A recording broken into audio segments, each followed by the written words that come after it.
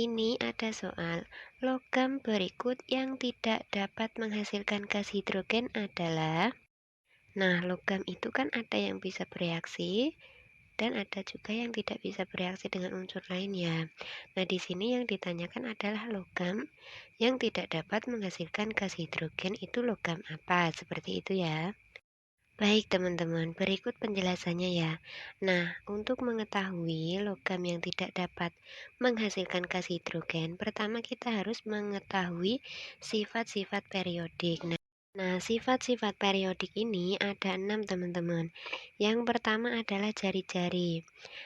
Nah, jari-jari ini dalam sistem periodik semakin ke kanan nilainya akan semakin kecil. Nah, sebaliknya semakin ke bawah nilainya akan semakin besar.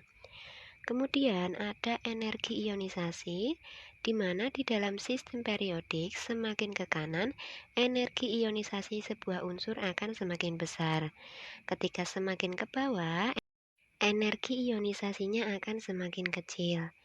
Nah, untuk sifat keelektronegatifan di dalam sistem periodik semakin ke kanan, keelektronegatifan sebuah unsur akan semakin besar. Ketika semakin ke bawah, elektronegativitas dari sebuah unsur tersebut semakin kecil.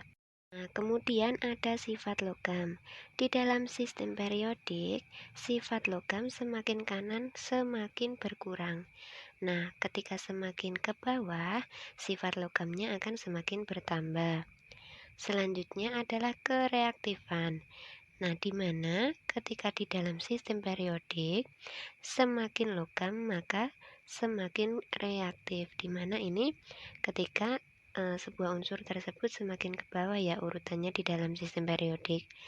Kemudian semakin ke bawah itu semakin non logam, maka akan semakin tidak reaktif.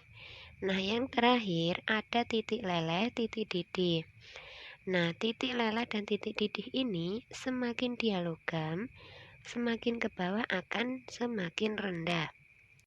Nah, untuk yang non logam semakin ke bawah dia akan semakin tinggi titik leleh dan titik didihnya.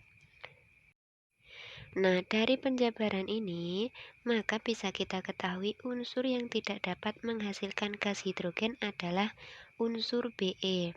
Nah, unsur Be ketika direaksikan dengan hidrogen, ini tidak bisa bereaksi teman-teman. Kenapa? Karena Be ini memiliki jari-jari yang sangat kecil, sehingga energi ionisasinya akan besar. Nah, ketika energi ionisasinya semakin besar, maka Be ini akan sulit untuk melepas elektron.